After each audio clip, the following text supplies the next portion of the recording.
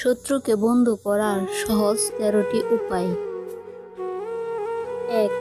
একজন শত্রুর চোখে চোখ রেখে যদি তুমি তাকে সম্মান দেখাও, সে হয়তো প্রথমে অবাক হবে, কিন্তু সেই সম্মান একদিন তাকে তোমার প্রতি শ্রদ্ধাশীল করে তুলবেই।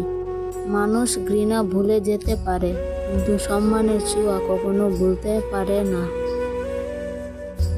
২. যে মানুষ তোমাকে সবচেয়ে বেশি কষ্ট দিয়েছে তার জন্য একদিন ভালোবাসা দিয়ে দোয়া করো, কারণ ঘৃণা ঘৃণাই বাড়ায়, কিন্তু ক্ষমা আর দোয়া এমন এক শক্তি যা পাথরের হৃদয়ও নরম করে দেয়। ৩. প্রতিশোধ নয়, প্রশান্তি দাও।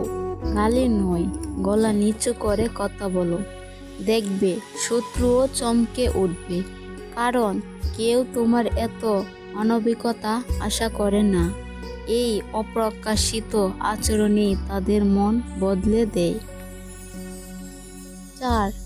তোমার শত্রু যদি কখনো বিপদে পড়ে, পাশে দাঁড়াও।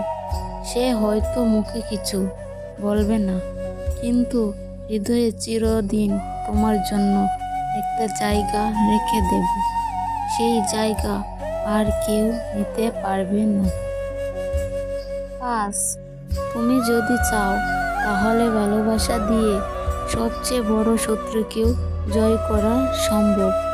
মানুষ ঘৃণার পাথর হয়ে গেলেও ভালোবাসার জলেই গলে যায়, শুধু সাহস করে একটু এগিয়ে যেতে হয়।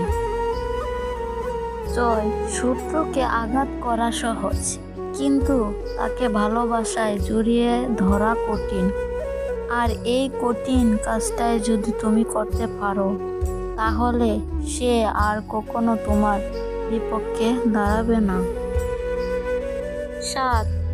একটা সময় মানুষ ভুল বুঝে দূরে সরে যায়, কিন্তু তুমি যদি তাকে সুযোগ দাও বোঝার, দেখবে সে তোমার নরম ব্যবহারই একদিন আপন হয়ে যাবে। কারণ আমরা যতই কঠিন হই, মনটা চায় শান্তি।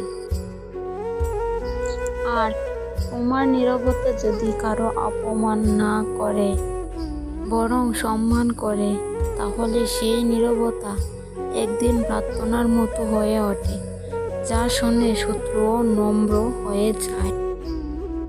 ৯. তুমি যদি কারো ভুল মাফ করে তাকে তার ভুলটা বুঝিয়ে দাও ভালোভাবে, সে হয়তো তোমাকে সেই মুহূর্তে ঘৃণা করবে, কিন্তু একদিন নিজেই এসে বলবে তুমি তখন ঠিকই ছিলে। ১০.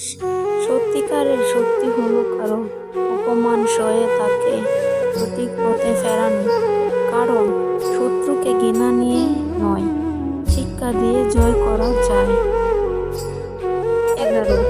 জীবন অনেক ছোট ভাই, আজকের শত্রু হয়তো কাল তোমার পাশে দাঁড়াবে, যদি তুমি তার প্রতি একটু মানবতা দেখাও। মানুষ বদলায়, শুধু একটা ভালো মুহূর্ত লাগেই। ১২. শত্রু তোমার দোষ দেখবে, তুমি তার গুণ খোঁজো। সে তোমাকে ঘৃণা করবে, তুমি তাকে ক্ষমা করো। দেখবে একদিন এই ব্যবধানই মুছে যাবে। হৃদয় বদলাতে সময় লাগে না, লাগে একটা সত্যিকারের ভালো ব্যবহার। ১৩. দুনিয়ায় সবচেয়ে বড় জয় হচ্ছে তোমার শত্রু যখন একদিন তোমার বন্ধুর মতো আচরণ করে। আর এই জয় শুধু ক্ষমা, দয়া আর ভালোবাসা দিয়েই সম্ভব।